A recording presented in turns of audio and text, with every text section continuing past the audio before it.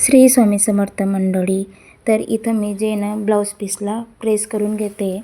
तर मी प्रत्येक blouse शिवण्याआधी blouse पीसला आणि अस्तरला दोघांना प्रेस करून घेते, जेणेकरून ते घडीचे ते सगळे चुरगळलेले राहतात ना, ते व्यवस्थित होऊन जातं आणि याच्यामुळे ब्लाऊजला फिनिशिंग देखील छान येते.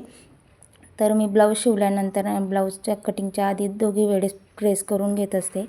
तुम्ही पण एकदा नक्की ट्राय करून बघा, ब्लाऊजच्या फिनिशिंगमध्ये सुद्धा फरक पडेल आणि मी प्रत्येक वेळेस हे करतेच. तर आता इथं संध्याकाळची वेळ झाली आहे आणि मी मुलांसाठी चहा करते, कारण की मी चहा घेत नाही. आणि आज मी त्याचबरोबर एक छोटीशी खरेदी केली, ते सुद्धा तुम्हाला मी दाखवते.